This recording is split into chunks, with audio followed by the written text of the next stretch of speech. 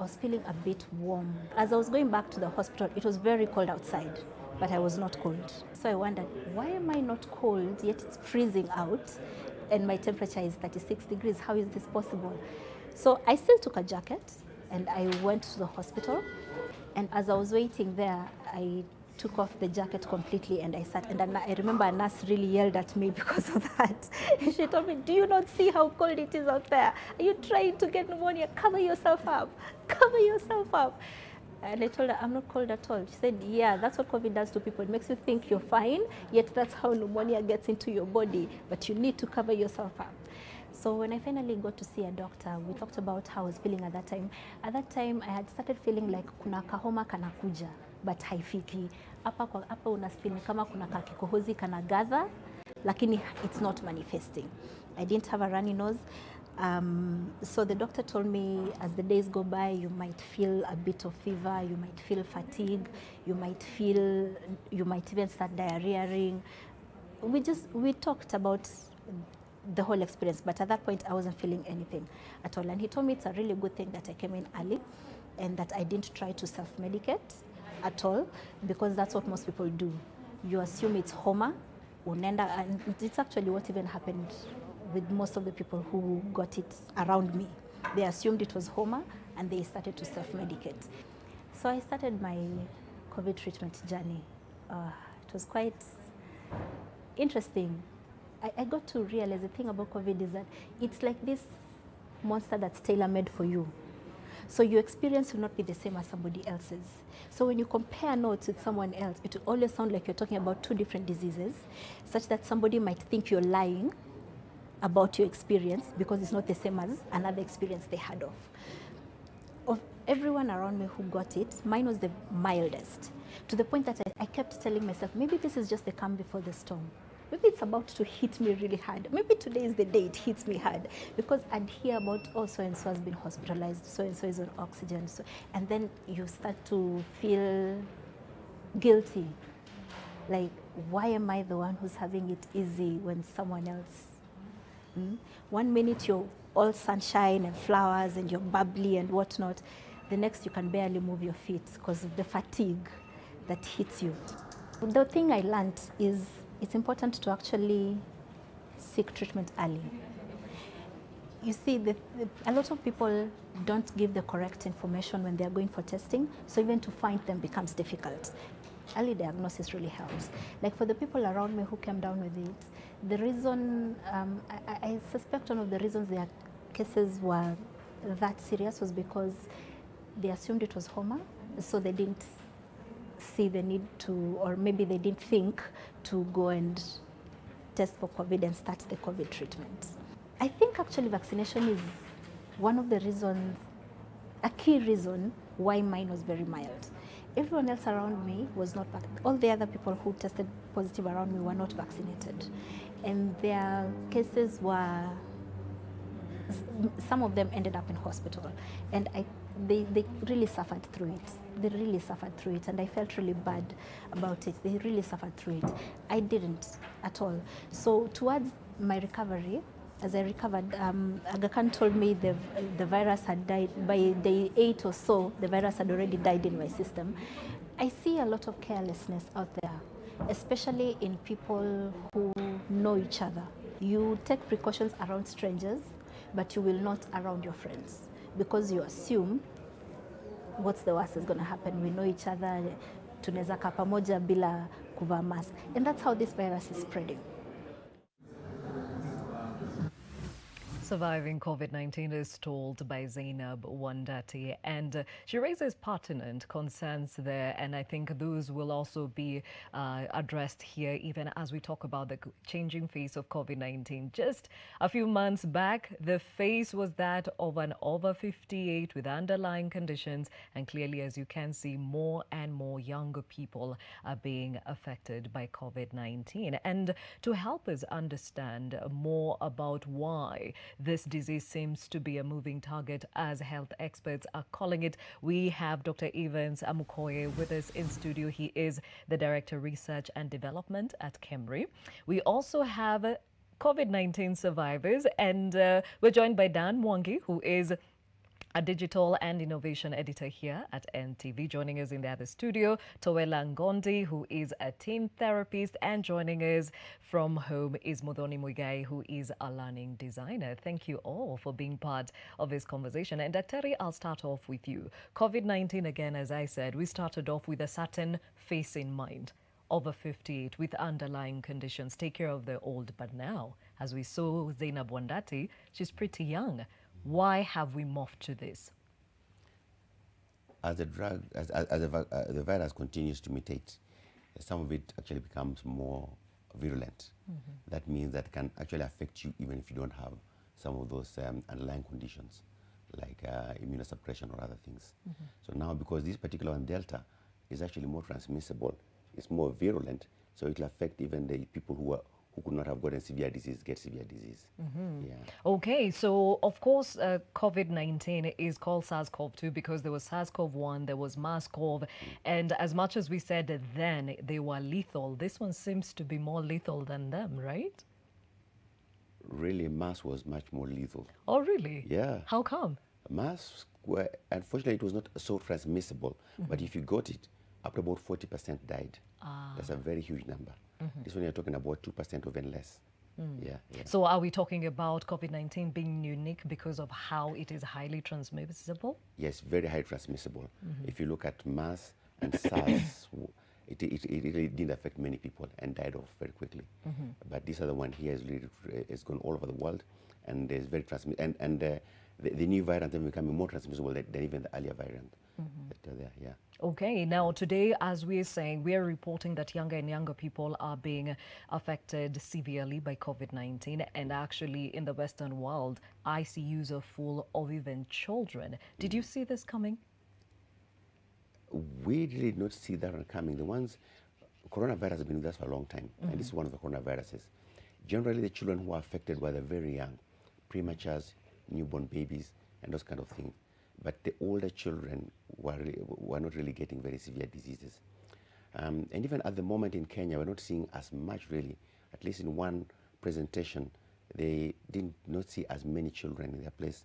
But the earlier things that we did, even in Kemri, there was very little prevalence in children. Let's say 20% prevalence. What you do is look at the antibodies in your blood, see whether they have been exposed. And we have been doing that in Kisumu, Kilifi, and Nairobi. And you find that consistently children under the age of 9 years have been less than 50% of the people that, let's say, like from 9 and above. So it looks like children are not, but we have not yet done one the last few months when Delta is very serious.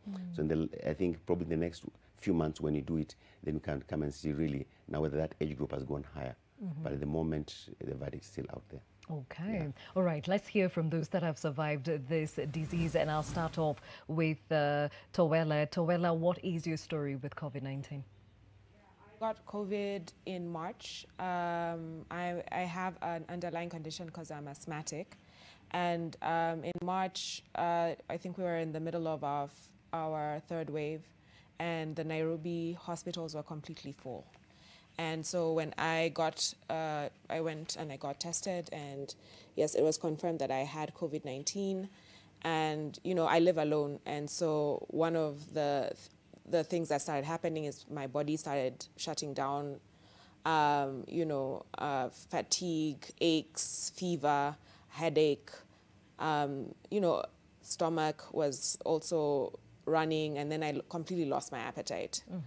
And so as I was deteriorating, the worry was now my chest because I'm asthmatic. And my brother, who happens to be a doctor, was really, really worried because there were no beds in Nairobi at that time.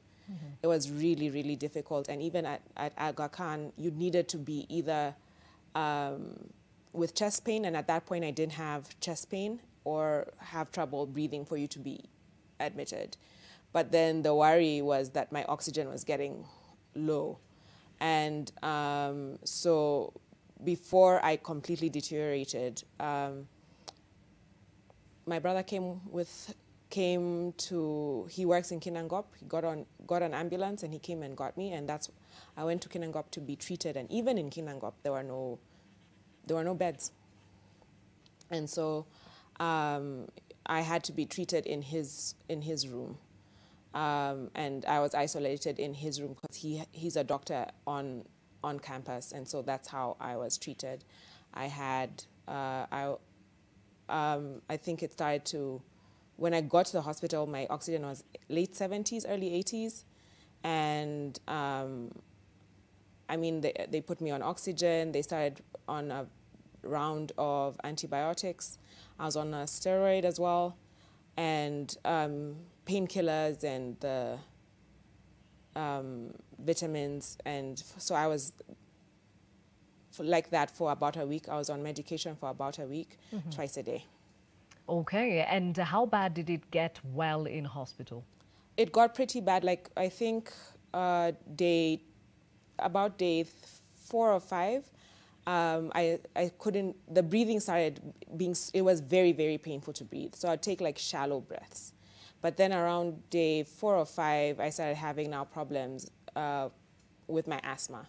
So I couldn't breathe, and the way my asthma portrays itself is I cough. And so now we couldn't get my coughing under control, and I needed to be put on oxygen. Okay. Now, Daktari, there's something that she brings up, the fact that underlying conditions and being young could also make you susceptible to contracting COVID-19. Apart from asthma, we also have the cardiovascular conditions. Are these diseases you're concerned about, especially with the young? Yeah, I think the young, when they are obese, when they've got diabetes, when they've got cardiovascular conditions, we are a little worried. And there are others we are still keeping a watch. For example, if you are uncontrolled HIV or sickle cell diseases, we are still keeping an eye on those ones to see. So far, we have not really seen so much, but there are conditions that could actually lead to more severe diseases. Yeah. Now, from where you sit, if somebody has an underlying condition and they get the symptoms of COVID-19, would it be prudent to get admission immediately if they can, to ensure they keep the symptoms under control? I think those with the underlying condition require more close observation. So more close observation means the threshold at which you'll admit them will be much lower than somebody who doesn't have an underlying condition, because the chance of deteriorating is much, much higher than the others. Yeah. Okay, and this is something that you have seen in patients, right? Yeah, we have seen it in patients, and some people don't even know they've got underlying conditions. So, many times, sometimes we find that you are diagnosing diabetes for the first time, so you didn't even know that you had diabetes, or probably it actually probably causing unmasking of diabetes that probably was low. It comes up. So I think it's better to go to hospital and probably check whether they've got any other underlying condition that you may or may not know. Yeah. Okay, Dan Mwangi, this is also an experience that you've actually gone through, and yours was really bad because you ended up in the high dependency unit. Talk about that. Well, this was in July. I got COVID in July. July 1st, started feeling a bit unwell. Myself, my wife, and our 2 daughters. Our firstborn had a bit of a fever, but the day before, but she's new in school. She just began school not too long ago, so it's one of those seasons where you hear that, you know, kids are going and picking up stuff, bring it home. Then usually I'm the one who's worst hit whenever we get a cold. They call it the man flu. So on the 1st of July, that was a Thursday, I began feeling lightheaded, feeling some sense of malaise, just general body weakness, name it. So, and so was my wife and the kids. The kids were actually more of, they were having coughs and running noses, but they were still up and down. Our nanny had left. She had gone home to go and attend to some family matters. So we were left just the 4 of us. So on the following Friday, I was unable to get up to come to work, and I felt kind of guilty because I know the strains of when someone is not available, and it's a half shift day. Saturday, in a true African man version, you know, way of doing things, nikajikaza tu, and I came to work. And putting the bulletin, I mean, I was doing the night shift, and ensuring the bulletin is complete and good to go was a strain. I really strained. I think by the time the bulletin was going on, I was a bit autopilot. I was just feeling generally weak. I was so fatigued, name it. So after the bulletin ended, I decided, let me first of all just rest for a bit so I can get enough energy to safely drive home, which I did, and I thank God. was Saturday. By the time now, on Saturday, even when I was having a conversation with my wife, and we're just trying to figure out what's going on, funny enough, my wife just realizes, wait a minute, I can't smell or taste anything. And I'm like, no wonder. You know, she made me some burgers, and I felt like I was eating mattresses. Like it had no taste. There was no character to it. You feel like you're eating mattresses, towels, and the likes. It's frustrating, actually. She kept saying it's such a useless thing to eat. So we said, okay, let's go to hospital tomorrow to get checked, all 4 of us. Then we see how to go about it. So we went to one of the main hospitals. It's one of the satellite clinics near where we stay. They did the test. They didn't do the COVID test. They just checked what we are going through. Then the doctor told us it must be COVID. So, because there's no cure, he'll just give us medication to manage it from home.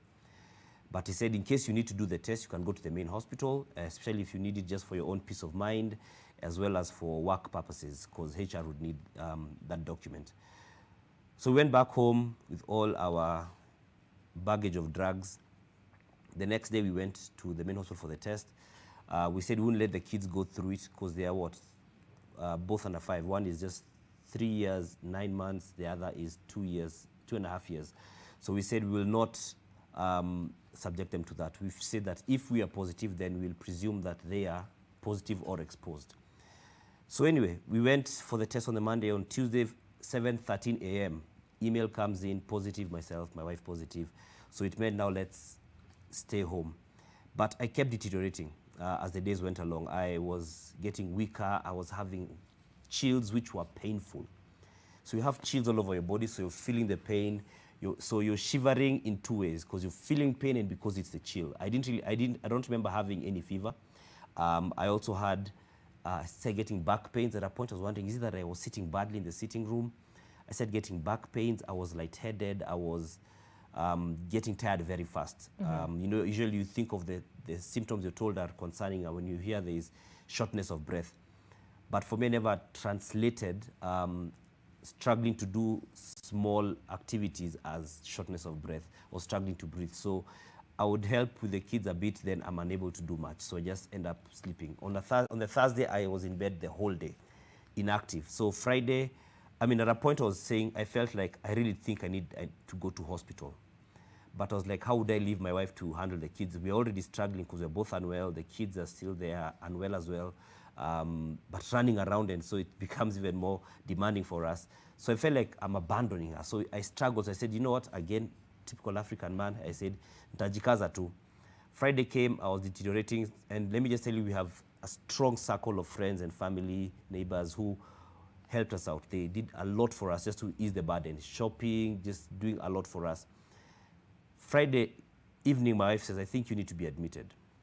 I said, I think so too. So by the time it was getting to about 9 p.m., we said, let's try and get an ambulance. So we got an ambulance. I called a friend of mine who works at Red Cross, and to try and help us get one. Red Cross, I think at the time the ambulances were all engaged. So she got from a different provider who came, and then now calling insurance. And I just must say, there's a lady called Mary Muthe. She's head of the customer experience at Jubilee Insurance. She's a godsend. She helped us so much. At that time, you don't think about formalities. So she helped us even just secure a bed at the hospital. Ambulance came, took me to hospital. First of all, we had an oximeter in the house. So I kept checking my oxygen. It kept saying about 96, 97. But I remember the time it had fallen, so I put it back together. And it was working, so I didn't think much of it. But I was struggling to even speak. So my wife really helped a lot. She was such a star. I mean, she has a gift. I don't know, it's a woman's thing of sort of putting her illness aside and now attend to me. So she did all those calls when it comes to the ambulance, talking with insurance, that's Mary, etc. I eventually was put into the ambulance, and when they checked my oxygen with their oximeter, it was reading 56. Wow. So they immediately put me on oxygen. And rushed me to hospital, so I was not allowed to be off oxygen. So I get to hospital, they bring a wheelchair to pick me up, and there's a small oxygen tank which is on a trolley. So my supply is moved from the ambulance straight to the one which is on the trolley, which is going to be wheeled next to the wheelchair I'm on, and I was taken straight to HDU. By the time I was getting there, if I remember right, my oxygen was at around late 70s, early 80s, so I was improving. I remained on oxygen. No, from the small tank, I was now connected to the one at my bed in the HDU. So from then, my identity became HDU 9. And it was a good thing at the time, this was early July, that there were there were many beds which were empty at the time. So I was actually saying it's actually a good thing to have empty beds, because we've reported so many times that we are running out of bed space in the hospitals, name it. So I was there for 8 days. I actually thought it was 9, but it's 8. Improving. At some point, I needed more oxygen, supplementary oxygen, because initially I was on 2.5 liters. Then I started needing more oxygen supplementary support. So I moved to 3 liters, eventually 4 liters. So the doctor said that they needed to make some intervention, because it seemed I was relying more on supplementary oxygen than what I was doing myself. And so I was put on, I was put on remdesivir, something which I'd only remembered reporting about, but it's one that I had to sign approval for. And when they did a CT scan on me, actually, on I think the first night, the results came and showed that my lungs were affected 66%. So I was basically operating on a third of my lungs. Wow. Wow. Let's stop at that point and try and understand that from the scientific point of view here. Daktari, help us out. So 56% of oxygen is pretty low. First, what's the optimum?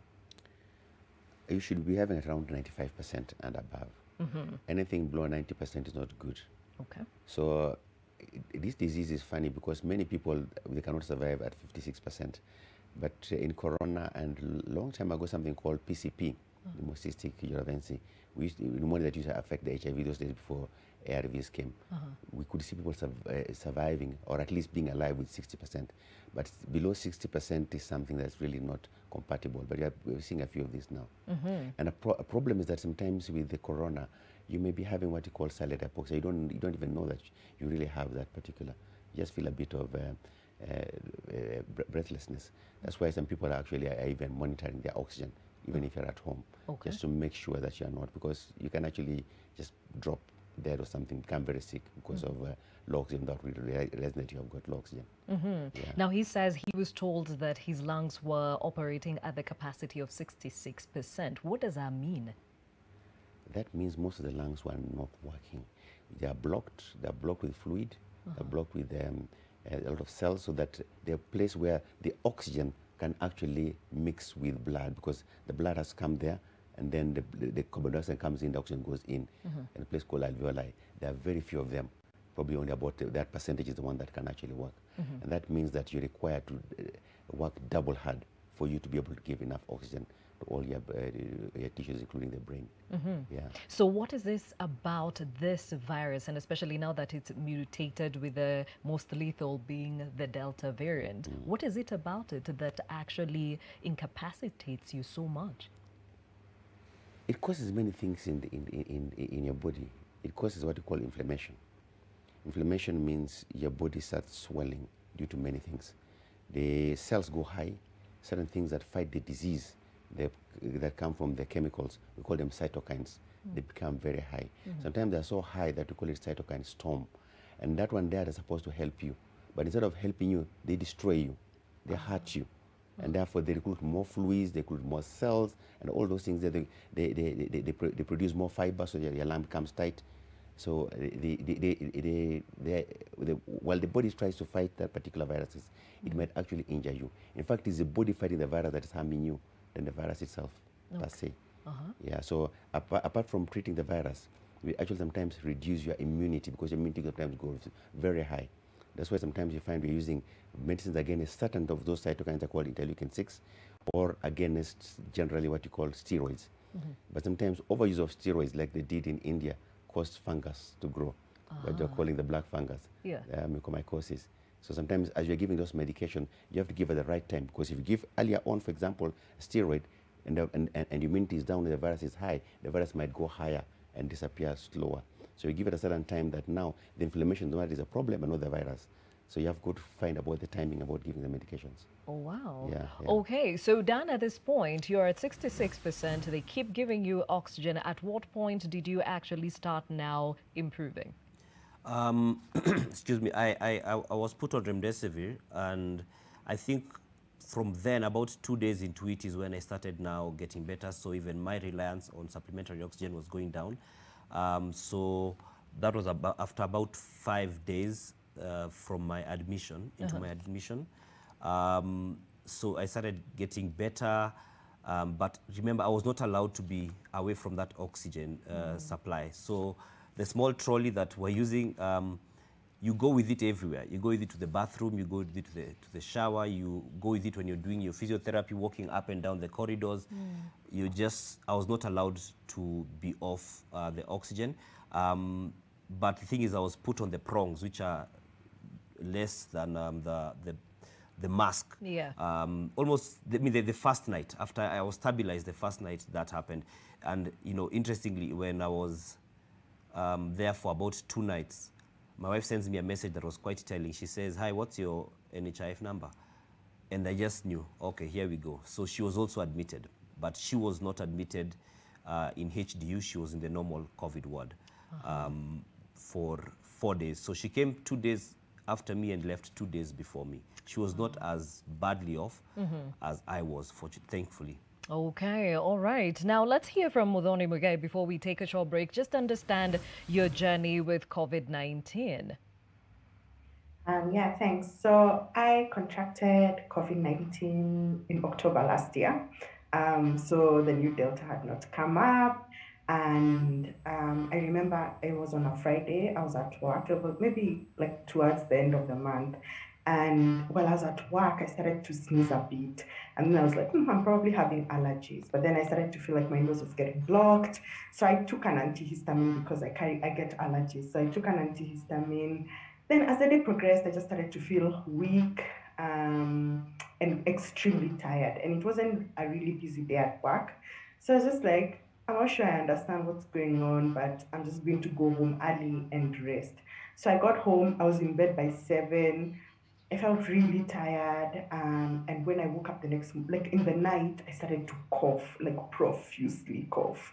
So I coughed a lot, and the next morning I woke up, I was still very exhausted. So at that point, I'm like, I think I'm coming down with a cold or something, but I don't really have a runny nose. It's not like, I'm just coughing a lot and just feeling very exhausted and muscle weakness. So I stayed home most of the day. Then later in the afternoon, I was like, yeah, I think it's time we go to hospital. So my partner took me to hospital, and we went to like a satellite clinic for one of the hospitals. And immediately they're like, oh, are you presenting these symptoms? I'm like, yeah. They're like, okay, go to this other section. So I went, they took my blood test, they did some blood tests. And then when I saw the doctor, he's like, we'll give you something to control the cough, but we actually encourage you to get tested for COVID-19 just to be sure what's happening. So at that point, we decided, because it was now going to evening, we decided to go to Aga Khan, the main hospital. We got there, I got tested for COVID, and then we came home and we just moved on. So Sunday night, like now Sunday, I'm still feeling like homa, like I'm still having the cold. So I'm just resting, and then I get a call from Aga Khan. And so the guy's like, oh, you're positive. I'm like, what? So he's like, yeah, you tested positive. So he just walked me through like what it means to isolate at home. So quickly, like just said to isolate in the room. And then the next day, had my son tested, and he went to stay with my parents as soon as his results were out. So what happened after that is like Monday, Tuesday, I started to get like a full-blown cold. So like body weakness, just feeling off, like getting very bad headaches. And at that point, it wasn't like extremely bad. Then Wednesday, it just got really, like I just really felt really weak. I was having really bad headaches, got fever, getting those body chills that are painful. So we decided to go back to Aga Khan. So we went back to Aga Khan. I was put on oxygen for the day, and then they injected me a steroid. And this was all done at casualty. So they kept me at casualty, like those casualty beds, for most of the day. And then they told me to go home and just monitor myself. So I had an oximeter at home, just continued to monitor myself. And I guess I can pause at this point and say, like prior to getting COVID, I was that most careful person. Like I was taking my vitamins, I was, like very careful about how and what I interact, like who I interacted with, just ensuring I had my mask, sanitizing. So like it was a big shocker for me. And so I guess also mentally it really played it played games on me. So Thursday, Friday, I'm taking the medication they've given me, I'm still home. But I mean, Thursday, I think I started to feel like a bit better. Then Friday, I started to dip. So Friday, Saturday, I started to not really do too well. Now, Saturday, like, I just got I started to get the really bad fevers. And at this point, this is like day maybe 5 or 6 of being tested. So Saturday, like I started to deteriorate. I'm struggling to talk. Like if you call me, I'm like taking pauses when I'm talking. My oxygen at that point had already been in the 80s, but then we're just like, let's play it out. Like, I mean, let's give it till 10 days, I'll get better. So I'm really weak. I'm mostly in bed and I sleep, I wake up tired. And then I was having really bad night sweats. Like every time I'd wake up in the night, I'd have to change my sheets because like, I'd sweat so much. So Sunday, it was like, I could barely talk. I could barely walk. I had really bad headaches. Like my whole body felt like it was not like someone had been invaded. So we decided to go to hospital, and we got to hospital first. So at casualty, went to Aga Khan. So at casualty, they are like, oh, like we had already called. We like, my mom had tried to call, and they're like, we don't have any beds. So we just go, and they're like, just come. And so they immediately put me on oxygen because I think my oxygen was pretty low at that time. At this point, I even have brain fog. So I'm not really understanding what's going on. I'm barely talking. I'm in a lot of pain. I couldn't, like, I cry at everything. I couldn't shed tears. It was so painful. And so at this point, like, I kept spacing out. Like I'd be in and out of, like, I don't know if it's sleep or I don't know, but I would be in and out. And I remember when the nurse saw me, she immediately took me in, like in that area, casualty where there are beds. They put me on oxygen, and they said they're going to run a number of tests. And I remember they were trying to find a vein for them to put an IV, and they couldn't. So the first doctor came in, and she really tried to find it. She couldn't. She's like, let me get someone else to come and insert this. And I remember that doctor came, and she looked at me and she's like, how long have you, when did you test? And I was like, I told her, and she's like, so you're probably between the 7th to 9th day. And she's like, this is when we see either people become better or become significantly worse. And so she basically told me, she's like, I know they've told you we don't have beds, but she was like, do not leave this hospital. Like, don't get out, just stay here, stay on this oxygen. They will find a bed for you. So she's like, you'd rather even spend the night here, just because you're doing poorly. And then she's like, now she also talked to me, she told me, this is also like you need to fight with your mind. She's like, I can tell you have no more energy. And she's like, because I kept telling her, am I going to die? I was so scared because at that point, I was barely breathing on my own. I felt really exhausted. It was so painful. Then I'm like, everything is taking so slow. So she's like, you need to be really positive. And she's like, maybe think about happy things, happy thoughts with your son, and you need to fight for your son. So fight with your mind. She's like, for the duration of time you're here, like, just try and fight with your mind. Okay, So, Modoni. yeah, So, Modoni, yes. I'll stop you right there. I'm glad you got psychosocial support because that's another impact that COVID-19 comes with, the psychological impact. And we'll talk more about that after this short break and also understand if our general population is now getting vaccinated, and if not, what are the concerns that people have. We'll do so right after the short break.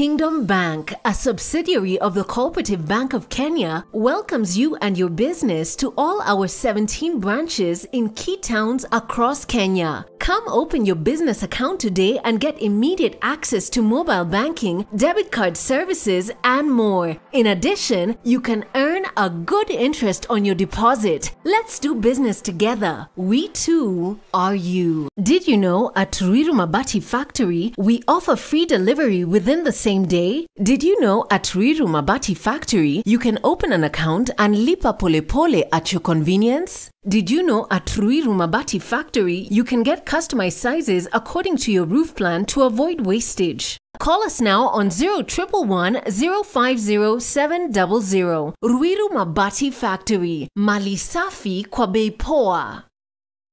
Think critically and approach questions, challenges, and setbacks with a positive and proactive attitude. You'll gain a reputation as someone who wants to make an impact and get things done. Our graduates and our future leaders make some of the most sought-after professionals in their respective industries. We admit both self- and government-sponsored students for our master's, degree, diploma, and certificate programs that are accredited by the Commission for University Education. The moment you have been waiting for is here. Zetech University. Invent your future.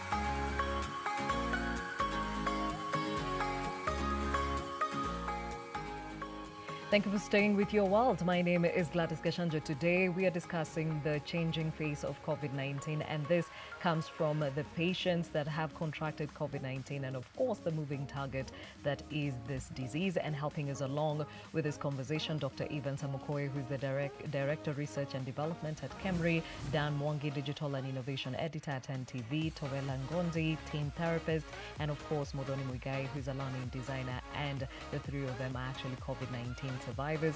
We just heard about their journey with COVID-19. So if you ever doubted that young people are being affected and being affected severely with COVID-19, this is the time you actually realize, yeah, this is true. So even as we ask ourselves why this is such a moving target, let's also understand, are we taking the precautions that are being put out there by health experts in as far as protecting ourselves from COVID-19? One of them being taking up vaccination. And that's why our question of the day to you is, have you been vaccinated against COVID-19? And if you have not, what are your reasons? What are your concerns? That hashtag is new normal. If you can have some of that feedback. Evelyn Kiro says, not yet, because I believe God protects and heals. If he did it to Israelites, why not Kenyans? Just have faith and trust God. Wear a mask always. Evelyn, okay.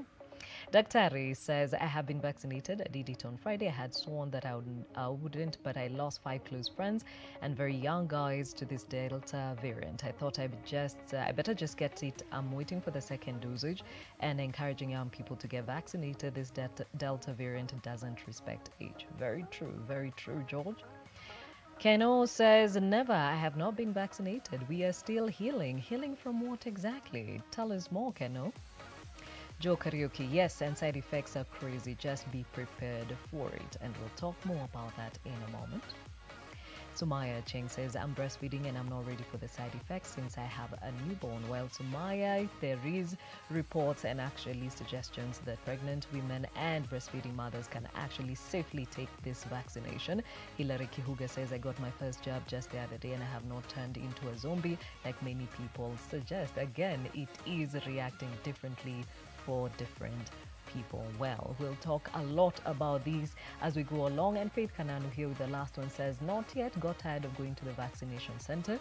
We are over 500 people, only 200 who are lucky to be vaccinated. The rest are told to go home, and same story the following day. Faith Kananu, we hear you, and a lot of people are saying I'm open to it, but I cannot seem to get it. Well, let's look at how or where we are at actually when it comes to vaccination, at least by the Ministry of Health. And as you know, they have been doing a report of the same every single day. And as per yesterday's report, 3,610,560 have actually been inoculated against COVID-19, which brings it to 2.9% of the adult population in this country. You can see the fast dosage vis-a-vis those who've already taken the second dose. Well, for those that have been monitoring these numbers, they can actually attest to this number having improved, but of course it could be better even as we look at how to ensure that we get a bigger population inoculated against COVID-19. And Daktari, now that we've touched a little bit on inoculation, and people are saying some have taken, some have concerns, we listened to the report by Zainab Wandati, and she believes just because she had gotten the first dose, perhaps that's why the virus was a bit easier on her. Do you believe so? Yes, it's true. After the first vaccination, you're not fully immunized, though. Right? After a second, probably a few days after the second is when you're fully immunized. And when you get immunized, even right now with the Delta, it shows that it actually reduces severe disease markedly. In fact, a study from UK showed up to about 75% reduced hospitalization among the ones who have been vaccinated. And deaths is even much, much higher in terms of protection. So even though they might still get the infection will be milder. And even when you get the infection, it seems to last shorter. So it means you become less of a danger to other people. So vaccination is still very important. Even though going forward, as they keep on evading this, the virus evading the immunity, we may have to change it in future. But the ones that are there are still protecting against severe disease and death.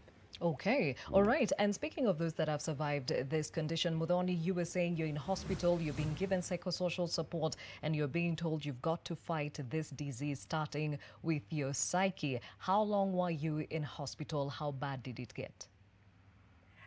So soon after that, I had to stay in that room. They took multiple tests. They did a chest X-ray. Then they came and told us they had found a bed, which was great.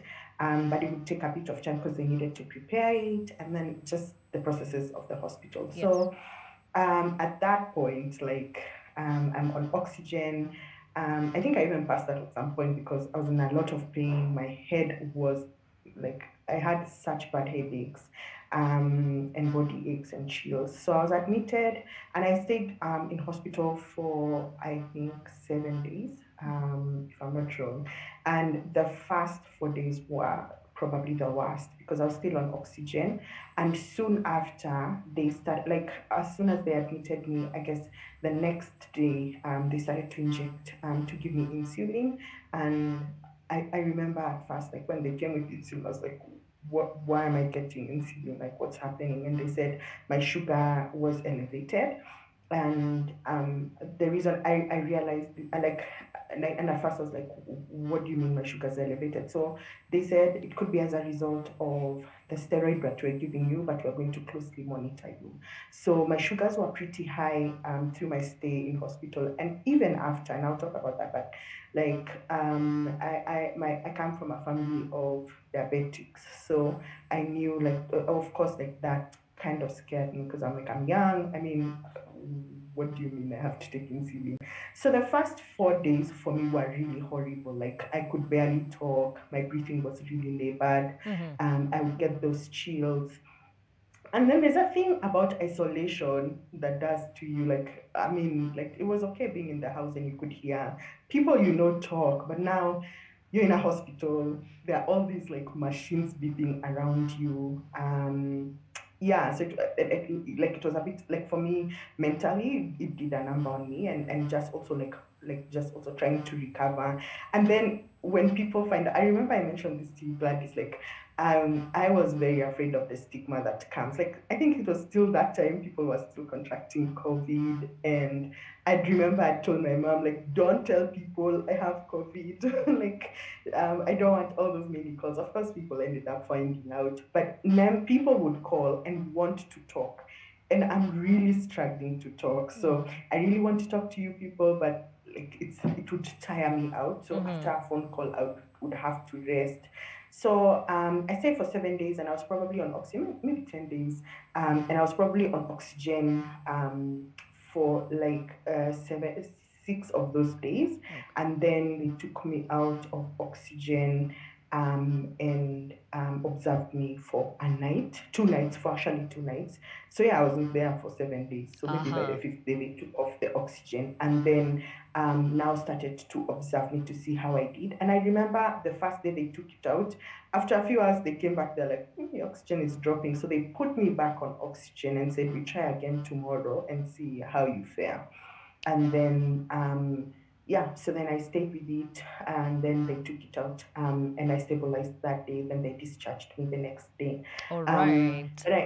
Yeah. Now, at this point, Daktari, please explain this. We've had that COVID-19 comes with a long-haul disease and, of course, complications due to the virus. In the case of Muthoni, high insulin elevated. How would you explain this? Is it the COVID that actually caused it, or is it the medication, perhaps?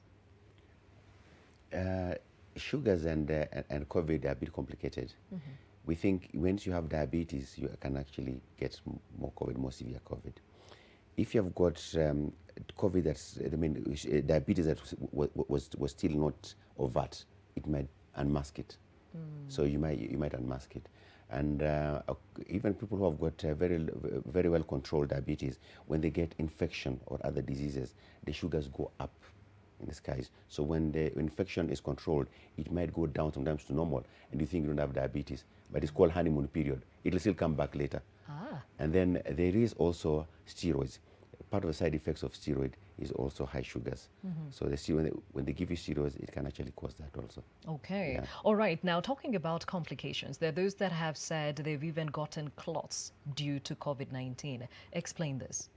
Yeah, COVID has been shown to cause clots, and whenever you go to hospital, like being admitted, one of the things we do is to look for signs of clotting. We look at things like fibrinogen. We look at things called D-dimers, which are actually broken down things that you can see that there's evidence of clotting, because some of them is not very obvious.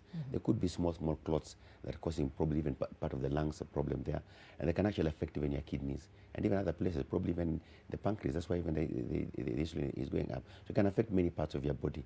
And if you have it, then we'll actually give you medicine to try and reduce the clotting of a place. And if it's very severe, it can actually even harm you, because clotting can sometimes even cause very severe effects. Okay. Yeah. Now, for those that have actually been hospitalized due to the complications, they've come back and said, I even had long-haul disease. For example, in the case for those that their diabetes is unmasked, what are the chances that that person will perhaps live with this for the rest of their lives?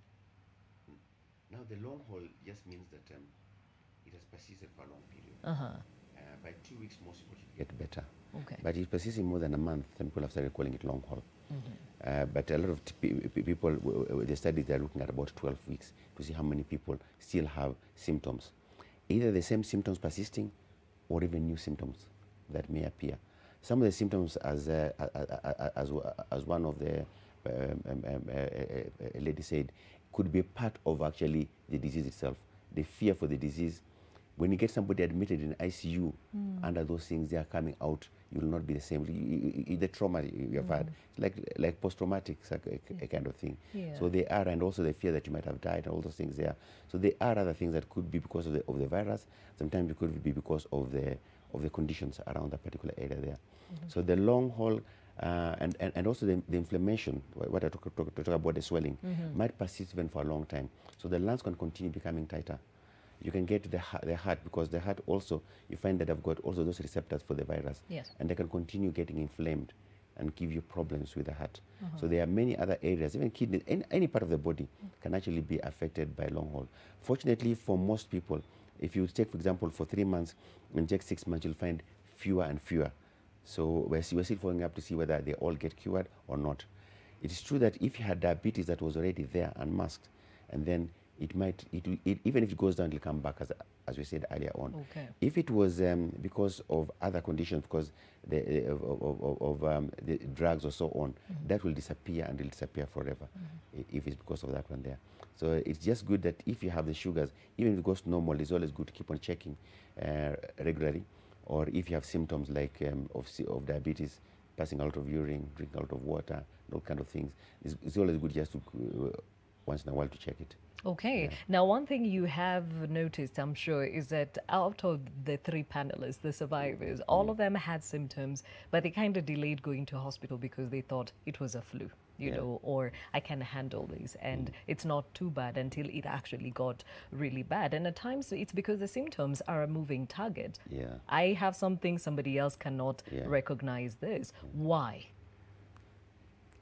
So it depends on where your receptors are. That's my assumption, because you find that it can affect any part of the body. So apart from the respiratory symptoms, we can get a sore throat, you can get lung problems, cough, and all those things there because of breathing. You can also go in the intestines, where you can get either diarrheas, you can get pains, and all those kind of things. It can go into the kidneys and get problems. You can go into the heart, get the heart beating very, very fast, and all kind of things there. You can go in, so there are very many places that it can go, and you may fatigue is common. Some people might not get the fatigue. Yes. You may get things like eyes having redness. Some don't have eyes that are red. You may get rashes or even discoloration of fingers, mainly because sometimes of those clots and all those kind of things causing problems in the extremities. So, and you don't have to have a full house. In fact, there's a small percentage that have absolutely no symptom, and quite a number of them have got very mild symptoms that you can even ignore. And even right now, especially the Delta one, it seems to be becoming almost like a cold. So it's different. And right now is actually we are also in the season of cold. So differentiating whether this is due to other cold viruses or is due to corona may be difficult unless you do the test. So if you don't do the test, you might never know. Fortunately, now we have got rapid tests, so you probably can use a rapid test to try and see whether you have or you do not have common cold. But it's always good, I think, if you've got symptoms, not to wait for too long. Just go to hospital and see what is there. Home remedies really, like those people they're saying the vitamins or whatnot, they're good because they help your body fight, but they don't cure any those things there. So it doesn't matter how many Ndimus you take, you're not going to get cured. Okay. But it's good just when you're healthy to make sure that you have got enough trace elements, zinc, all those things there, but not for treatment. Okay. For treatment, you go to hospital. We can either treat the virus itself by giving like Remedies, they were giving that place there, or we can treat the inflammation for that particular area, or we can treat the symptoms like the oxygens, the antipyretics. Those are symptom related. Okay. Yeah. All right. Now let's get to the vaccination, because this is something that has been put across as a possible solution in ensuring that you do not get severe disease. But a lot of people also are not very sure about the same. And we went out onto the streets in various parts of this country to just find out if you have been vaccinated, and if so, why, and if not, why. Listen in. Mimi sijakuwa vaccinated because kuna government haja kama very clear kutuambia kwamba kuna hii Covid-19 na kuna vaccine. Kuna vaccine aina, kuna AstraZeneca, kuna Johnson & Johnson, kuna zingine. Na pia tunaambia from time Covid ilitokea 2019 kumekuwa na variants. Kuna kule ya kwanza, ya pili, na zinaenda kimutate. So government haja kama clear that kwamba mukivaccinate ya kwanza, for example the first variant ama ya kwanza, kuna variant ya pili, ya tatu, na nne. Sasa tuko na Delta. So meaning nikivaccinate ya kwanza for example, na hii corona mutate, haitakuwa clear ya kwamba hiyo vaccine itatibu ya kwanza ama itatibu hiyo ya variant inakuja So kwa hivyo personally mimi sijaridhika na explanation tumepewa na Ministry of Health ya kwamba hii vaccine inasaidia the variants yenye inakuja ikimutate. Sijathibitisha mambo ya corona kama iko. Unaweza chanjwa tumaliswe tupungue kwa Kenya, alafu nidungwe shindano nikufe sababu ya kusema ati corona iko. Uenda wanataka si tupungue kwa Kenya. Hiyo ni uongo. Hiyo siwezi jichanja mpaka nione kweli kwa macho kweli corona iko. Lakini dawa inaleta dose tofauti. Sasa nikijichanja leo shindano na mimi nimeenda maresafu, nani atakuja niletea dosi ya pili mpaka reserve pale na mimi sina simu? Mimi mwenyewe nikaokopa kujichanja kwa sababu nilipata habari kwamba hiyo dawa ukishatungwa hautasaa. Kama mimi sijaoa sitasaa. Nikaambiwa tena utakufa after 2 years. Sasa nikaokopa kujichanja. Ama kuvaccinatiwa kwa sababu watu wengi sana wamecontract ugonjwa na I'm one of the victim kwenye nililose very close family members about 3 number. Mimi sijadungwa hiyo sindano.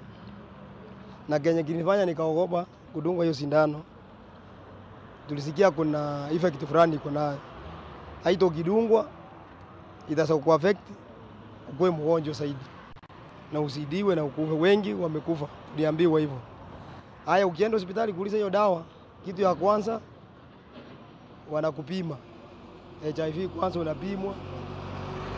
Baada ya kupimwa kuna pesa ambayo ulikuwa unatoa. Nasikia walikuwa wanasema 2,000. Sasa nikasema hii janjo si dawa ilikuja ya serikali ilikuwa imeitoa bure, mbona tena tulipie? Watu ni wengi wanaugua na wengi wameua kweli.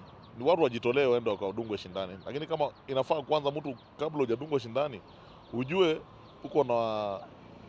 uko na nini gani katika, uko na kasoro gani katika mwili wako. Usikimbilie tu na labda uko na kasoro ije ikakudhuru. Kupande yangu wenyewe ningesema hiyo vaccination iko sawa.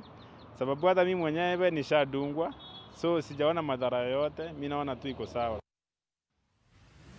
Wow, there you have it. Kenyans talking about what they think about vaccination. And unfortunately, as you have heard, a very few population from that group of people we talked to actually have not been inoculated against COVID-19, and they have their various concerns. Now, I'd like everyone on screen at this point so that we can also do our poll right here. Of the 3 survivors, have you all been inoculated so far?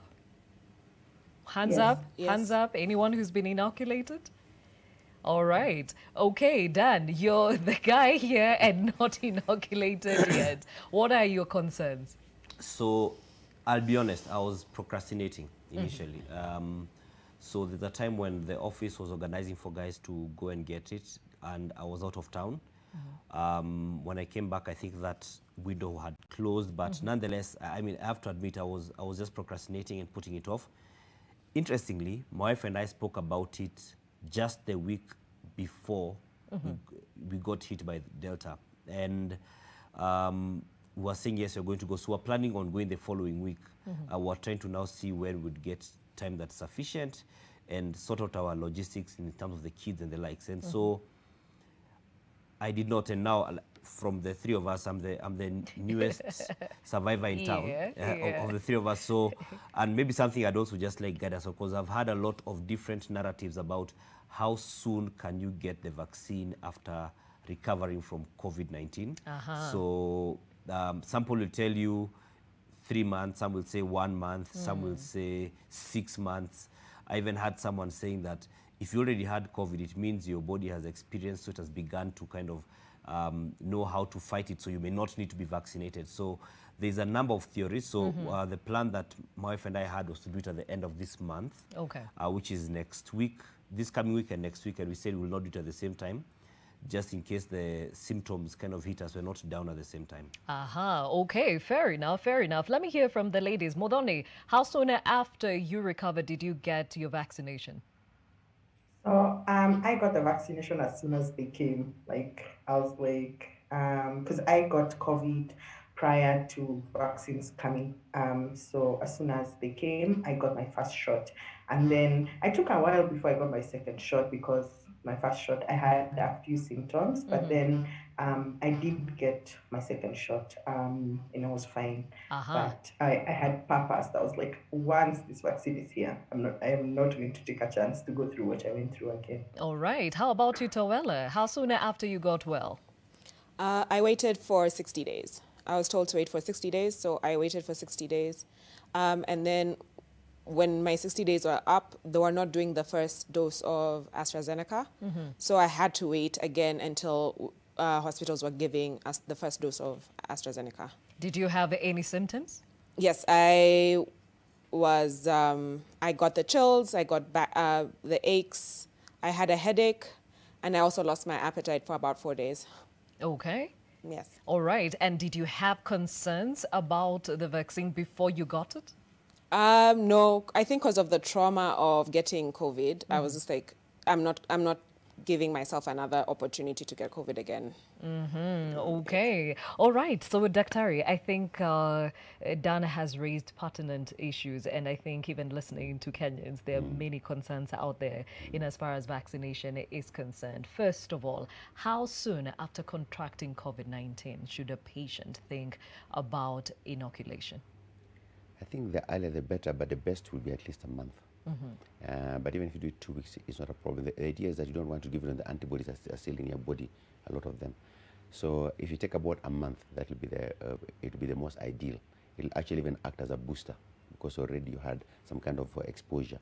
So it'll act like as a booster, but you still need to take the 2 because but generally when I've looked at some of the antibodies after the vaccination from the disease, you find that they're almost reaching or even surpassing people who have gotten sometimes 2 in those areas. So I think if they wait for a certain short period, not less than 2 weeks, but at least for 4 weeks, that would be the best time. Yeah. Okay, so there are those who've gotten the vaccination, did not get any reactions, whether you had COVID or not, and others that had severe reaction to the vaccines. Explain. Different people act differently. So even if you take Septrin, for example, and antibiotics, some people their skin can fall off. Some people it might not fall off. But generally a bit of reaction, majority of people get that is a bit of swelling and a bit of pain. That one is very, very, very common. But some people who have gotten very high fevers, vomiting, or all those things there, the reason why some have received that, it's not clear to me. So it is, but the beauty of it is that it means you're not given water. It means there's something there, your body is reacting, a lot of antibodies are coming there, and therefore you're getting some of those symptoms there. And for that, you'll actually be, you're mounting immunity, and your body is fighting that virus. And that fighting means the next time another virus comes, it'll actually hit it. Yeah. There are those with underlying conditions that are very concerned about taking the vaccine, especially when they have not even contracted COVID-19 because they've heard of what it could do in terms of the reactions. Your advice? The advantage of taking the vaccine far outweighs any of those other conditions, and actually we have not seen people die from it, from those vaccines. So I think all the people who are, in fact, the ones who have got underlying are the ones who should get the vaccines. And there was some fear about clots with AstraZeneca. But when they did the studies, they found actually probably even lower than the general population. But some countries decided that probably it was, even when they looked at it, slightly higher on the younger people below 40. But in generally, we are saying that we should actually give it because the risk is not so much higher than general population. So even for them, we still say that everybody, even if you've got a clotting problem, you can still be given AstraZeneca. But if you're so scared, there's now Moderna arrived in Kenya yesterday. So you can still get Moderna. Okay. All right. Now, speaking about risk factors, there is a population of the nursing mothers and pregnant mothers who have been very, very wary of taking the vaccination. But both the Obstetrical and Gynecological Society and the Kenya Medical Association came out strongly last week to say they advocate for this population to take up inoculation. What can you actually advise? We actually advise that they should get vaccination. In fact, pregnant mothers is one of the risk factors. So we should actually, when you're pregnant, it's really advisable that you do get vaccination. Now, have people done studies with different? They say that, yeah, they have. And the one that I've actually seen much more has been the Pfizer, which have done a bit more studies and found to be fairly safe in pregnant mothers. But all other vaccines can still be given. Because whenever I give the disease, we look at the risk versus the advantage.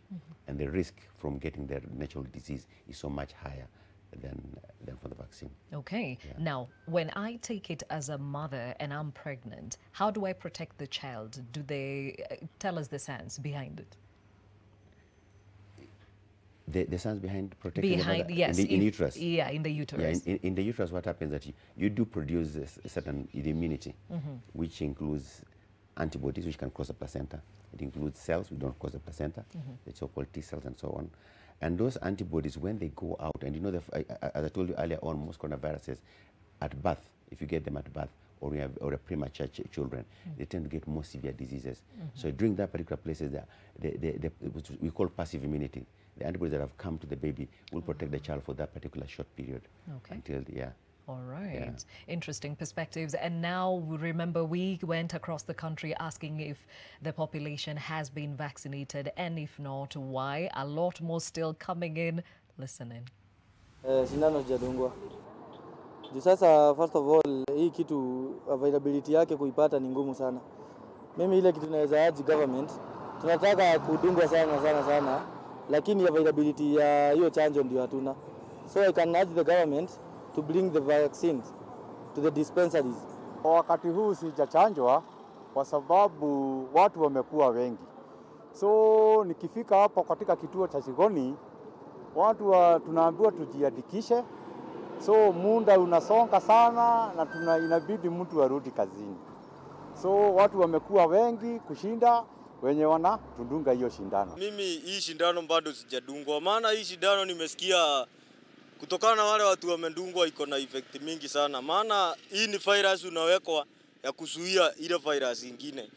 Na kwa mwili wako ile virus isiposikizana na human yako, ile hiyo virus ita affect na utakonjeka ama ilete result mbaya. So kivyangu mimi bado sijakubali kudungwa. Na sababu kubwa mimi sijadungwa, kwanza nimeenda huko, wanasema hizo centers wanasema za kudunga, unapata line ni kubwa, mara unapata ni kama kuna watu wanapewa kipaumbele. So unaona saa zingine unachoka tu, unaona juwe ni hasara, bado unataka kazi, unataka jioni upate unga, unaona hutaweza. Mimi nilifurahia sana nilisadungwa. Naomba serikali ambayo akuja adunge wale watu wako huko ambao hawajadungwa wadungwe ndio economy ifunguliwe. Well, again, those that want it but can't find it, but also a majority who have various concerns about the effects of the vaccine. And actually, we have a question here to you, Daktari, that there have been reports the vaccines are also causing some reproductive issues. For the ladies, it was heavy menstruation or even lack of it, like your menses totally disappear. For the men, they're complaining that they seem to have erectile dysfunction. What's the connection? Really, when you get what you call anecdotes, we usually investigate and find out what is the truth, because if you give you a vaccine, you don't give other people a vaccine, you'll still be a human being. You still have erectile dysfunction whether or not. So we look at whether both groups, whether it is more or less. So if it is more, is when we investigate and find out. And then the commonest cause could be probably psychological, rather than causal. And if it is causal, then is when we'll find out what the causal is. And some of the things they're reporting have been reported even from the disease itself. So the vaccine, by and large, has got much less of any of those effects as compared to but we have not seen any scientific evidence showing that actually those things are there. But anecdotes, there have been reports there, and it can be investigated to find out if there's any truth. And if there's truth, whether it's causal or not causal. Yeah. Well, causal means that you can come here and say, men wear black shoes more than women. Women wear all kinds of shoes. Yeah. So they can say, if you wear black shoes, you'll become a man. It really is not causal. So those are some of the things that we look at. Yes. And then after that is when we come up with now a specific thing and tell you that, yes, this one causes this, or this one does not cause this. Yeah. Okay, now we take a quick break here on Your World. When we come back, we're seeing the Western countries are actually gearing up to even give boosters to their populations. The question is, what can we do as the African continent now that even some of our populations are not yet vaccinated with the fast vaccine, but we are all facing this mutating virus? We'll be right back.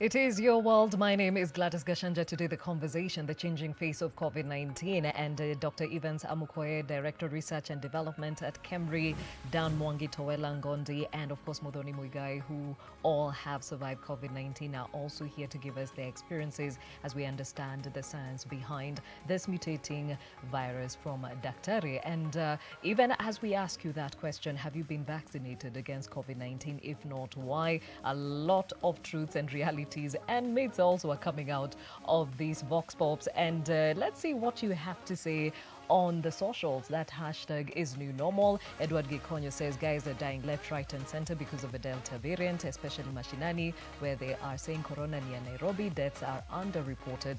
Get vaccinated, guys. Corona is real. It will kill you. Edward, thank you. Another here from Michael Oduor, who says, not yet. I don't know where to access the job. Another concern that comes up over and over again. Koima says, no, I fear for my reproductive health. Daktari, as you can see, this is something that is actually a concern to the general population. Kamau says, well, I got it just to save my folks. I could be there ruining Nasiezi Taka. Okay, Kamau, protecting yourself so that you can protect others. James Ucheng says, nope, I personally don't believe it is safe. James, what are your concerns exactly? Mkenya Halisi says, I haven't because I just hear of these vaccines on the media. If the government can employ the strategy it uses for polio vaccines, it could be better, or rather use door-to-door come a national population and housing census exercise. Okay, interesting. Bingwa says, not yet. Where are the vaccines in the first place? Because I see in the news every other time people wake up early to go for the same, only to be returned for lack of the vaccines, or I don't know, needles. Do we have enough vaccines? Bingwa, thank you for bringing that up. And we'll keep taking up your feedback and also addressing your concerns. And speaking of which, the president has called on all Kenyans to get vaccinated against COVID-19. And this is what he had to say about it yesterday in an extended or extensive interview. We have said vaccine is going to be free because we want to ensure that there is no element or capacity of people taking advantage of this shortfall, yeah, for making deals here and there. Vaccines will be made available to all our citizens across board freely. I think the second point that you raised, Mutuma, is about those who are hesitant.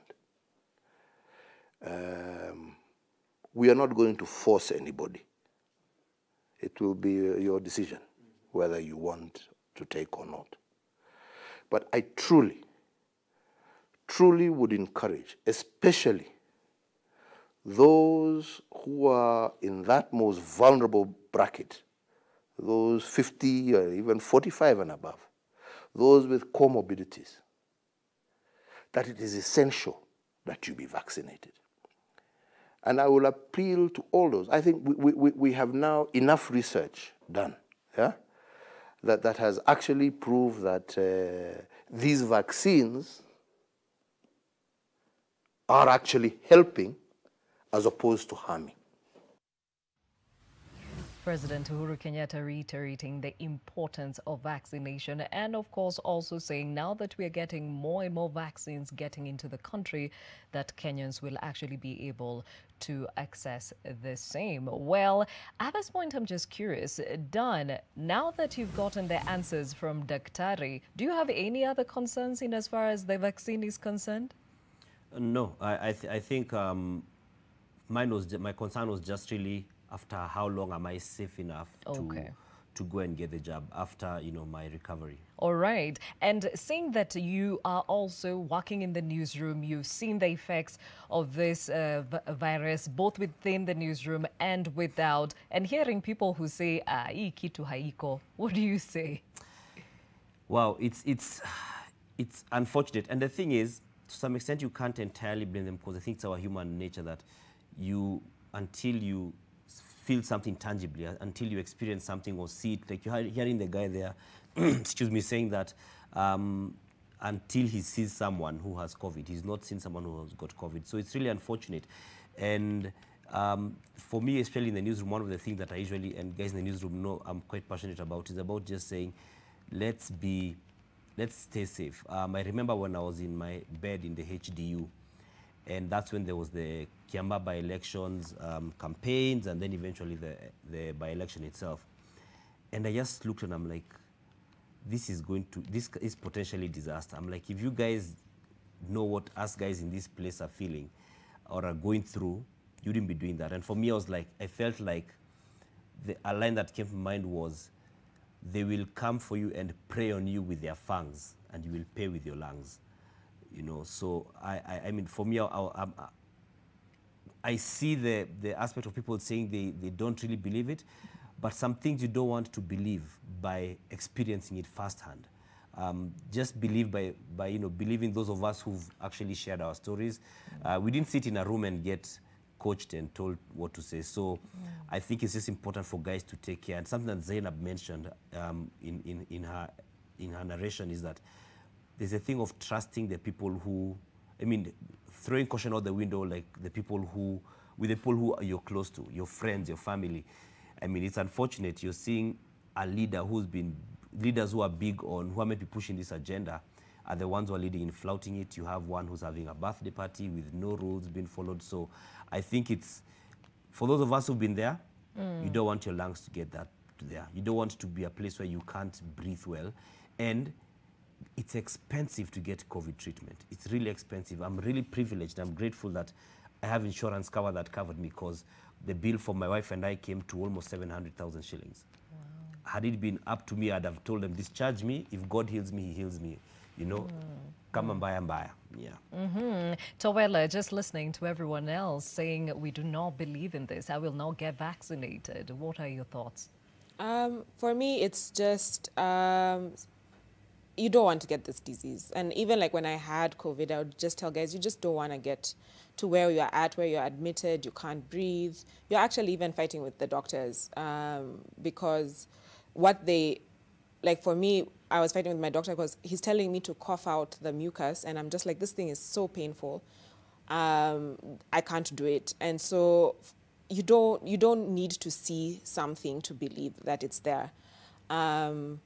Get vaccinated, protect the people around you. Because like right now, even like if you're using public transport, people have sort of relaxed with the protocols, wearing masks. And just be safe. It's just the best way to be safe. And also, like Dan said, it's very expensive to be admitted. It's a very expensive affair. With the ambulances, like the insurance, I'm also very privileged to have insurance that is able to cover me. But you don't want to get COVID and not have the money to take care of you. Okay, and as Dana has mentioned, Zainab had actually said that a lot of us are throwing caution to the wind when it comes to our friends or those that are familiar to us. Would you say you were very cautious before you got this virus? Yes, I was, because I have an underlying condition. So I would be just like even like moving out of the house, I'd really think about it. But surprisingly, I am pretty sure I got it from one of those hangouts with friends. Oh, wow. Okay. And for you, Modoni, I mean, as we heard that your diabetes actually came to life just because of contracting COVID-19. So for you, there is permanent mark that will always remind you of what you contracted. When you hear people speak as they are, what comes to mind? I mean, for me, it's I just say you don't know what could come out of it. Like you could get long COVID symptoms. I particularly suffered a lot of brain fog months later after contracting COVID. So I think like just beyond the disease itself and the impact this has and what Toela and Dan have talked about, like the cost, just being in hospital. I mean, and for us, we're privileged. We got to keep our lives, right? Like there are people who've lost their lives and have not lived to tell this story. So I don't think any of us would want someone to experience what we went through. But more so, like you don't want to find out that you had an underlying condition by getting something like that crazy. So my advice is just get vaccinated. Try and find a place where they're vaccinating. And I understand about the whole long line thing. Like we had to sit in lines for very long, but then like eventually they get to you because I mean, well, the lines could be long. It's just injecting and you move on. So just be patient and get the vaccine. And not only to protect yourself, but those around us. And like right now, we are seeing a lot of COVID fatigue. So people are becoming more lax. They're not taking like necessarily. Like there are places you go, people don't have their masks. Sometimes we're around the people that we love. We don't wear masks because we imagine we trust one another, right? So I think the best way to move forward is to ensure that you're actually vaccinated so that we can protect those that we also love. Okay, very well said. Now, Daktari, there are concerns about the government or the stakeholders are not doing enough to educate the masses about vaccination, what it is, or even addressing their fears. How can this be addressed? I think the government, because I'm part of government, I think we need to do a little bit more in terms of addressing, and there is a lot of misinformation in social media. So we should do a little bit more in terms of doing it, because we have done it for other childhood and it works very well. Yes. Recently we did over 100% vaccination for children for the rubella measles, which was very good. So it means that once we educate people about the misinformation they have, Sometimes it's not misinformation, sometimes they exaggerate a problem. And some of these vaccines, as far as I'm concerned, they are very safe. We're supposed to learn from others. We're not supposed to learn from ourselves. Let's not wait until we are sick, until our loved one dies before we get vaccinated. We can look at what has happened to other countries. We can see they're actually saving a lot of lives. It is true that occasionally it might not be so much protective against getting the infection, but it is still, even all the variants and variants that are there, it's still protective against getting severe disease. It's still protective against death, and we still want you alive. So I think people should go out right now. Probably educating them now in NTV that vaccine is safe. Vaccine should be for everybody. The ones who have got underlying conditions is even more urgent for them to get. Vaccine will protect you.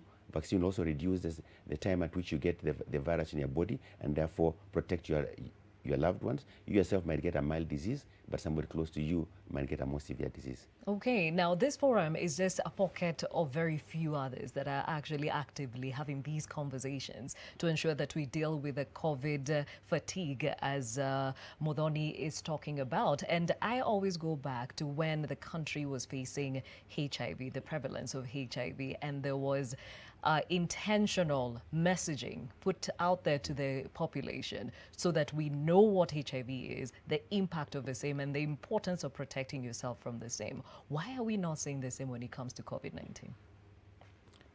Actually, I'm a member of the advisory committee for vaccines in the government, and it is part of the things we always discuss about. So it is something that it requires to be done. Whether I cannot state what has happened, because we need to know how far it has gone, how effective it is, what is lacking, so that we can be able to improve on it. One thing is that we discovered that if we do these things as medical fraternity, we never go far. But if you bring many other players, you'll find we'll go very, very far. Like the media, for example, or a few other activists. It will go much further than we as the medical fraternity alone. Yeah. Okay, and now still on vaccination, we have heard that the Western countries are quick to ensure that their populations actually get the booster vaccines. Now, we've had boosting for polio and other pediatric vaccines. How does this work for COVID-19? Right now, people are beginning to see what's happening to the vaccine, and we do not have a very good marker of whether you're still protective unless you get breakthrough infections. Some people have used antibodies to see whether antibodies are waning, and decided to give them the booster to see whether antibodies go up. So the places where many countries have actually given the information for 3 doses is mainly for the ones who have got immunosuppression, more than the others. The others are still looking at seeing whether it will still be protective despite the antibodies waning. But even if you get 1 vaccine, you protect a few number of people. You get 2, you protect a lot of others. So we will actually see, and even we don't know going forward, whether with other variant coming in, we may be getting other boosters yearly, depending on if the protection actually goes down even for severe disease. So it's something that we are monitoring. I would prefer that if Kenya government or the African government just at least vaccinate everybody with 2 vaccines.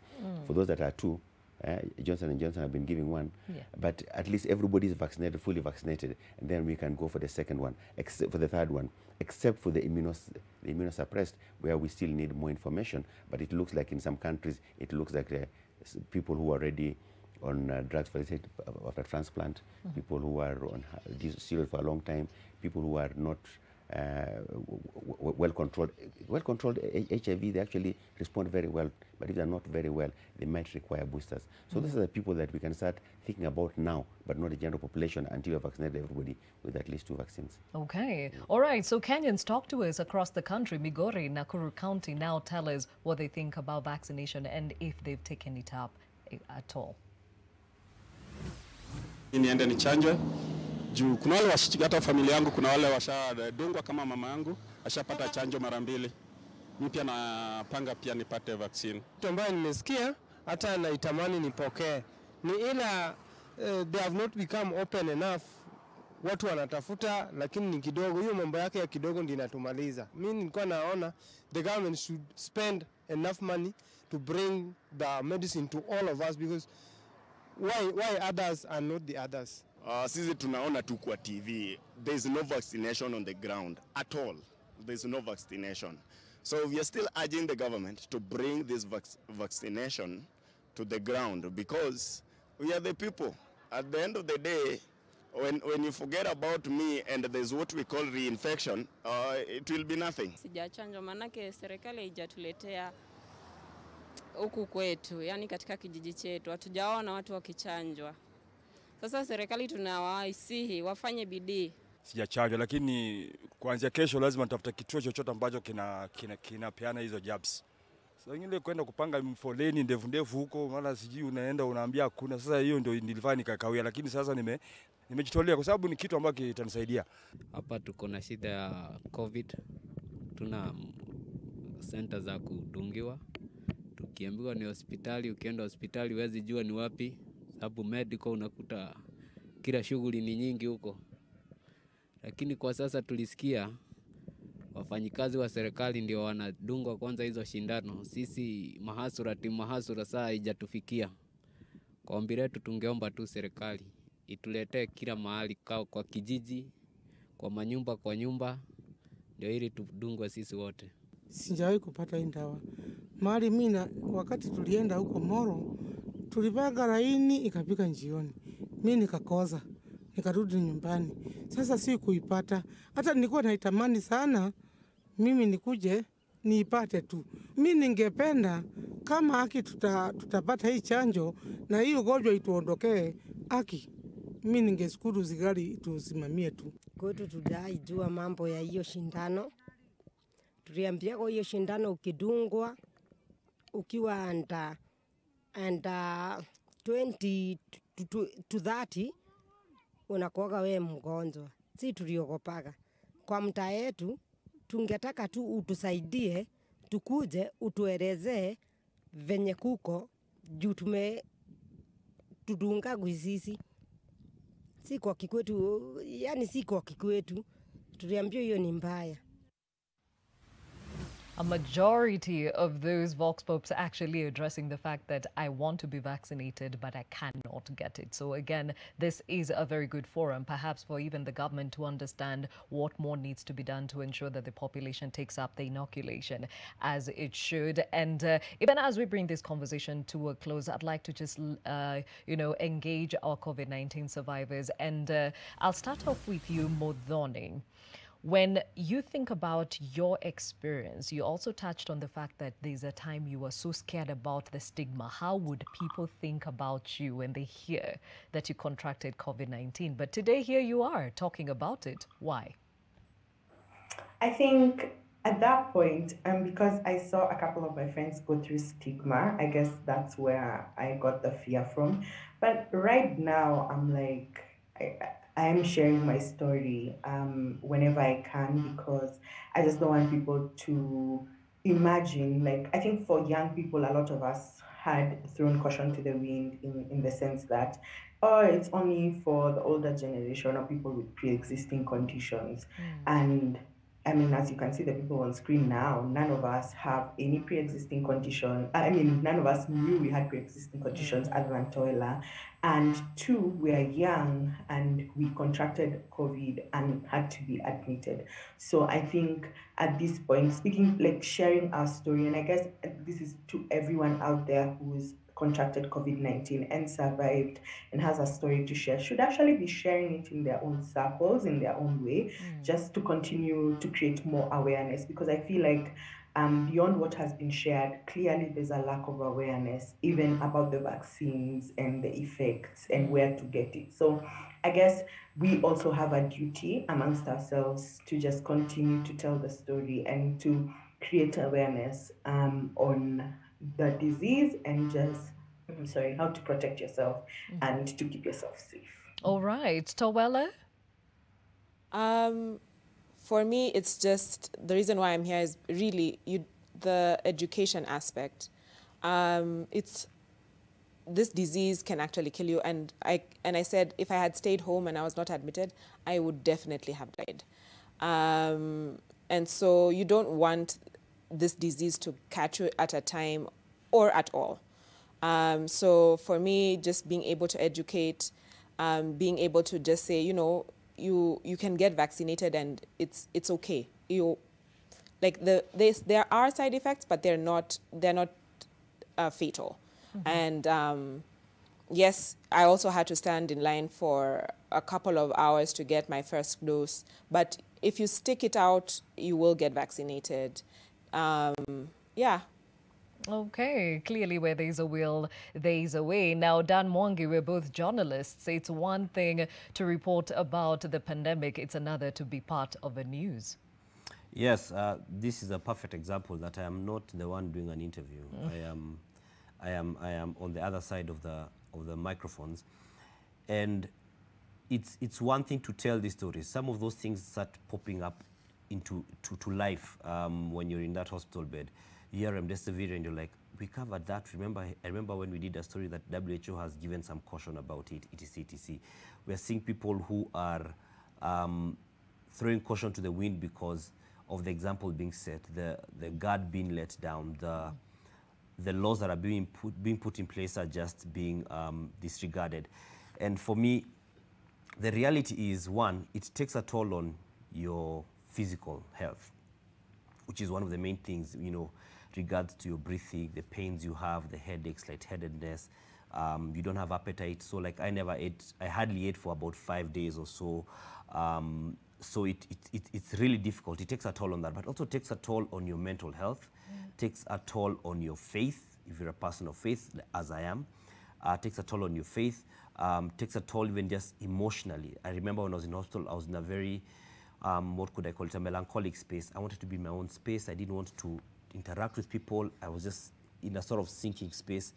I wanted to just do my own thing. So even when my wife was admitted as well, she would come over to to the HD ward I was in, and she'd want to interact sometimes. So we'd interact for a bit, then if we walk a bit, I feel tired and I'm like, let me just go and rest, and she'd release me.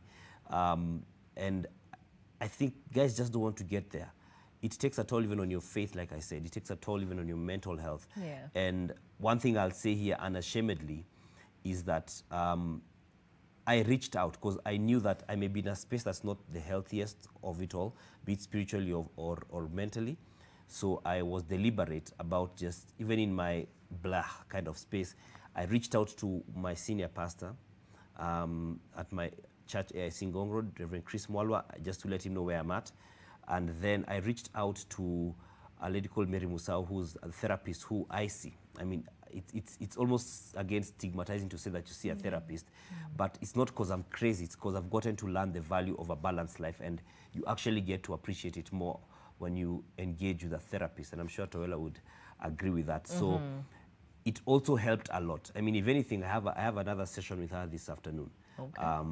So I think it's just to tell people it's important to take care. It's difficult when you want to go for a hangout and people are going to be crowded, you see, but just think beyond that and try and think with your lungs also. Yeah, very well said. And Dr. even as we close this conversation, how far is the COVID-19 locally manufactured vaccine by Kemri?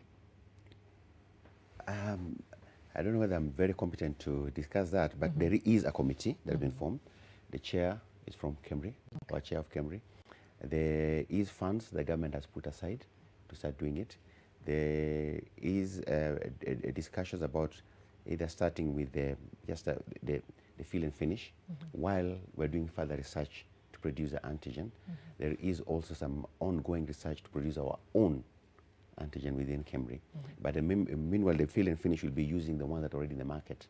So that, for example, like if you get from AstraZeneca or Johnson & Johnson, and they just fill and finish. So there is, and the government actually formed a company that will actually do this particular work there. I think with all those kind of funding, the shortest period I think could take is about 8 to 9 months. But I cannot say so until probably the people who are in the committee can say how far they are. Okay, but then again, Dr. we survived the predicted phase of the fourth wave in the country, which was said to be around July. What does the forecast look like now for us as a country? At the moment, it looks like the fourth wave is peaking, so it'll be coming down.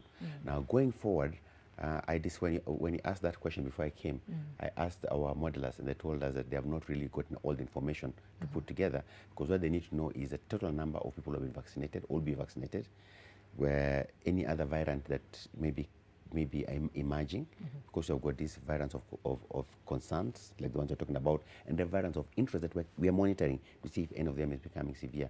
It also depends on whether we are going to follow the public health. People are they're ignoring the public health measures, like crowding, not using masks, and all those kind of things there.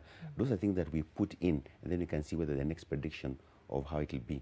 But looking at it is that what other people have said is that it may be something that may be seasonal over the years with those things there, or it may become a milder disease. So it is something that we wait and see. The best thing is to prepare for the worst, which means if it keeps on coming, going and coming, we may have to be vaccinating probably on a yearly basis with one that is much more effective, the way we do with flu, than every season. As we move forward. Okay. But if we take all those public health measures, if we all got vaccinated, it will become something that will be a bother, but not something that is really on the top of our list of thinking like now.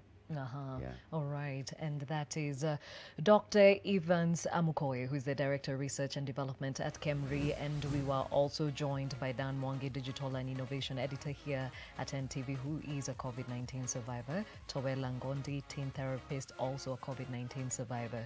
And Modoni Muigai, who is also a COVID-19 survivor and is a learning designer.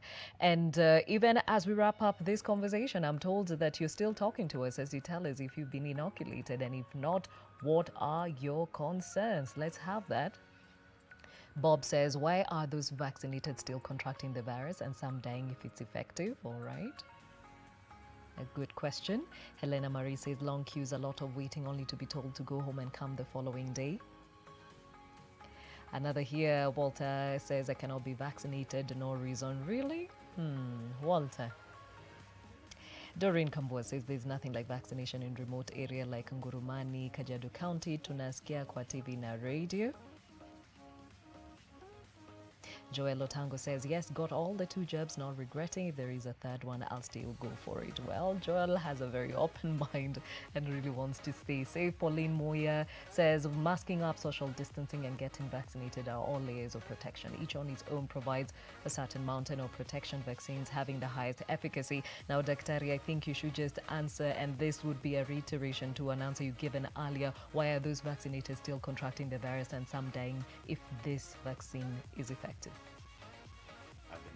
The contracting, people are still contracting. Yes. Slightly lower than those who have not been vaccinated, but significant. But getting severe disease is actually much, much lower for those who have been vaccinated. And dying from it is very low. Very, very. It has got over 90-95% protection against death and over 75% against severe disease. So it is still protecting you.